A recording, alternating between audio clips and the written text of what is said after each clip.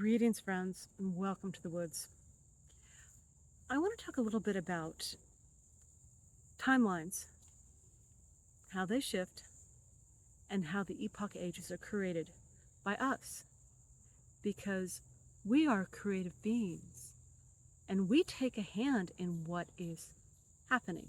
Now, before this, within recorded history, we've had quite a lot of interference. So when certain ages of time, when certain windows of opportunity open, our farmers would review the options and would push us in the direction of where they felt that we needed to go.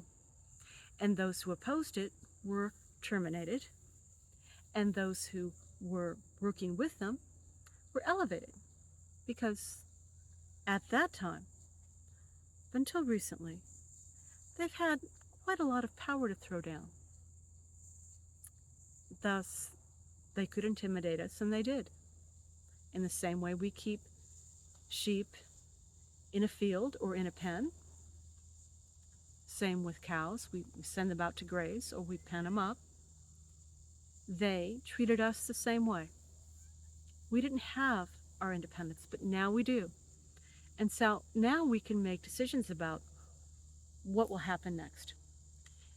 Our language, our thoughts, our feelings inform how our energy is brought up and where it's going, what it's going to do.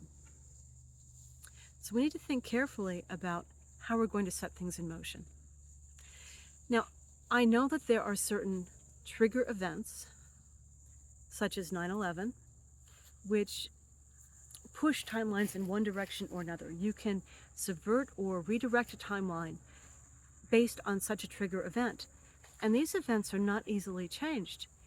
Those who seek to shift a timeline around, they have to contend with these events, because these are the tent poles that hold the fabric of the whole timeline in place. And when you remove those tent poles, you shift things so dynamically that oftentimes the timeline can't sustain itself.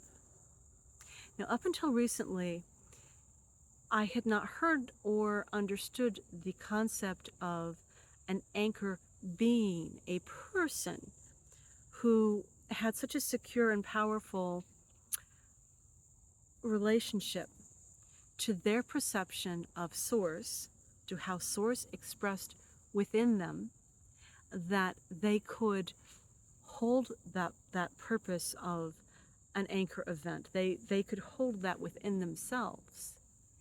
They could channel events within themselves.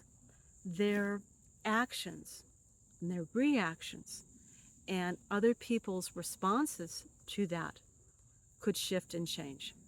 So we have an event like 9/11, which could shift things in one direction, and we have an event like 9/10 that can shift it back in another direction.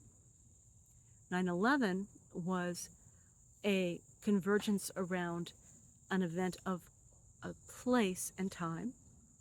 9/10 was a convergence around an event of a person. That person was the anchor being. And the event that occurred with that person shifted the timeline just enough for us to have an opportunity to change things, to change how things are going to be from this point on. And you want to think about this quite a lot, because we could make this world a significantly better place. But we have to be aware of how we see the world, because our words, our thoughts, our expectations will shift the balance. Common sayings like "nice guys finish last," that needs to change. Nice guys don't have to finish last. They can finish first. But we have to stop thinking and saying that as something that everybody knows. Everybody knows that that's the way the world is. Now you've created that. A collective belief in that creates it. common sayings like, he who has the gold makes the rules. That's the real golden rule. Now you've just made that reality. The golden rule is, do unto others as you would have them do unto you. That is the golden rule. Be careful with what you say. Be careful with how you put your presence, your expression, your creativity out into the world. This job is killing me. Okay. Now you've made it so that that job is going to kill you. Let's stop with that. Let's watch our words. Let's watch what we create here in the woods. And welcome.